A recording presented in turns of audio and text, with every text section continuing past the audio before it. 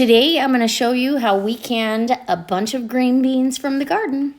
Well, hi guys, welcome back to Linda's Pantry. Today, as you see in the title, we're canning green beans. I'm super excited. So this was the last of one section in the garden. If you guys watch my garden updates at all, the one where the head or footboard is, those beans, I felt like they were just about done because they were the first ones I planted.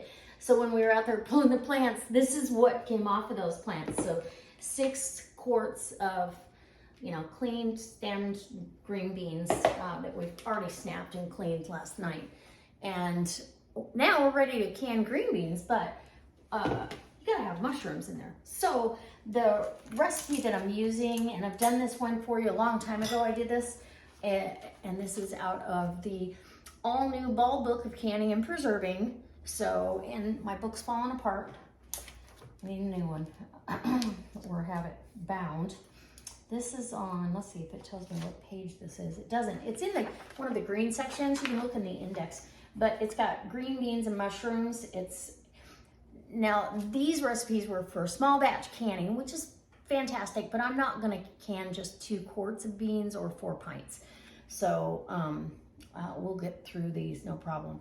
You need your beans, you need mushrooms, and I'm not gonna measure out the mushrooms accurately. Let's see. So for 1.5 pounds of beans, it needs 1 cup of sliced mushrooms. I'll get these washed up, we'll slice them all up, and we'll be ready to put those in. I'm gonna do 1/2 teaspoon of pepper and 1/2 teaspoon of thyme. I've got my chicken broth or bouillon in the filtered water on the stove. So I think I'm gonna leave that to be my salt content because I don't want these overly salty.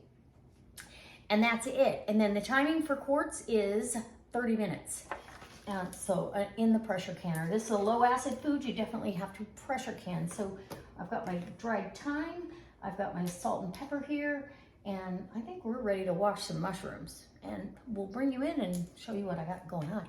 Okay, so I got the mushrooms washed. And now you're just gonna slice these in just some nice little slices, just like that, okay? We're gonna get these all sliced up and that way we've got enough and we're all ready to go. And I did forget to tell you, I'm gonna be using 4 jars lids. I've got my lids already out and ready to go. 4 jars lids, there's a link down below. If you use the promo code Linda's Pantry, no apostrophe, all one word, you'll get 10% off your complete order. And I believe if you order $60 or more, it's free shipping. You can't beat it. So stock up on your canning lids because these guys make an amazing lid. All right, I'll finish this up and we'll be back when we're loading jars. It's gonna be easy, we're raw packing this. Okay, so now that we've got all the mushrooms cut up, and there's way more than I need, but I'm gonna use these for a different recipe. So now I've already prepped for that. So each jar, you're gonna put a few. And there's no exact measurements on that. It just gives you, I guess you would split up what they told you to have. So I'm gonna put some at the bottom of the jar, because I like mushrooms. And layer it up with some beans, some mushrooms, and then the spices. So bring this over here. And raw packing, so if you don't pack them tight enough and kind of get them packed in there pretty good, you're going to end up with floating because vegetables have a fair amount of oxygen. You can use the funnel, but you don't need to. Just clean hands, good for this job. If you were going in a regular mouth jar, you might want to use a little bit.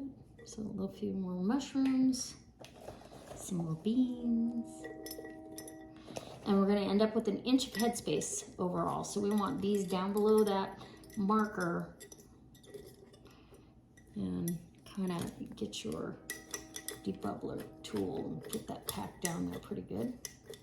Because we need one more layer of some mushrooms. And that's going to be really good. Then in each jar, I'm just going to do this one jar for you. Because I'm going to rinse and repeat 6 more times. I did the better than bouillon, so I'm not going to use salt. That broth is salty enough. I've got a half a teaspoon of black pepper, and we're going to do a half a teaspoon of thyme, and dried thyme in each jar, just like that. And then we'll get our broth over here. And I'll show you how I fill the jar and clean the rim and all that. And debubble. Don't forget to debubble. So I've got my broth here. And you can use vegetable broth, it said, beef broth. I'm just doing chicken. And these jars are at room temperature and they've been washed in the dishwasher. So they're good to go. The canner's sitting at about 180 degrees just so it's not going to shock the jars to have cold water in there or vice versa, too hot. So here we go to 1 inch of headspace. And then you'll want to debubble. Make sure there's no air pockets in there because that can change your headspace. And in the canning process, which that changed it a little bit. I see it went down a little bit. You're going to want everything under broth.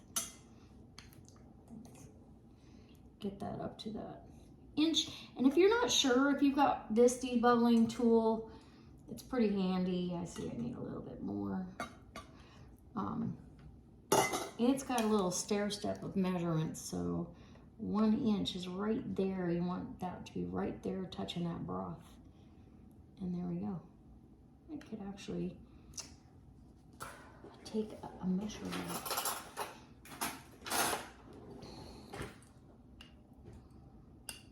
Actually, no, I'm gonna leave it in. I'm gonna leave it just the way it is. Okay. Get yourself a wet paper towel. Wipe the rim. You don't want anything on there like that thyme or pepper or any of that. Let me get my lids hot because it does say for 4 jars to soak your lids in some hot water. So I'm gonna go ahead and do that. Just for right now, I've got my lids that I've soaked in some hot water, and I'm gonna put the flat on and get you're gonna put your ring on finger tight. You don't want to crank on it at all because it needs to be able to vent in the canning process any air that needs to expand out of there, because all this food is going to expand. That's why you need that headspace too. So this is going to go in the canner waiting for the rest of the crew to come join them. And while I was heating up that water, I actually got a few more jars ready and ready to go. Let's get our thyme and our pepper. And this is a coarse ground pepper. Good stuff. So 3 more jars, and I'm just gonna rinse and repeat until I get all the jars in the canner, and I'll bring you over and show you how to lock down your canner. So all the jars are in the canner, and I'm putting the canner about medium high at this point. There's hot water, but not boiling. You know, it's like I said, 180 degrees is about what you want it, just so it doesn't shock your jars. And you're gonna put your lid on, and this is an all-American canner. For those of you that have them, they're pretty amazing. It's like the Cadillac. And it's opposite thumb screws of each other, just to get them in place, and then that'll level out the lid, because it does want you to have the lid pretty level, the gap around here the same across the board. And so once you've got them all like that, then you're going to go ahead and tighten them down again, opposites of each other, so it levels that lid out. Once this comes up and it's got some boiling going on inside the canner, it's going to create that steam, and it's going to evacuate out of this petcock over here. So once that starts and we've got a steady stream of steam, you know, and it's going like a freight train, we are gonna get that timer going for 10 minutes. Now I want this a little bit away from my cabinetry because you don't want the steam over and over going up against your cabinets or your microwave. So if you have to, turn your canner a little bit. And then once that is gone for 10 full minutes, and we've got the canner all regulated inside, all the steam is in there, the same temperature, we'll put that weight on. And for my altitude, it's 10 pounds of pressure. For your altitude, you'll need to look that up, and Google Pants will help you do it. All right, I'll be back. Hey guys, the canner is done. It's it came down off of pressure. I let it cool down naturally, and then I unscrew the thumb screws and let it sit there, kind of let some of that steam out, but really it's a very slow process. It's been about an hour total from it coming down where I could turn it off and the timer. So now we've got beautiful, look at that, beautiful green beans and mushrooms in a chicken broth, and with the herbs and the pepper. It's just gorgeous. And then I let the lid kind of sit on here cockeyed, so, you know, we've got plenty of time to just let it relax until it's time to take them out.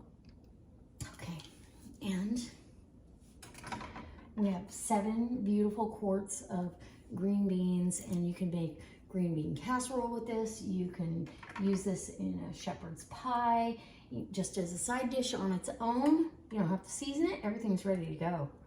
So 7 quarts going on the shelf. And I still have beans.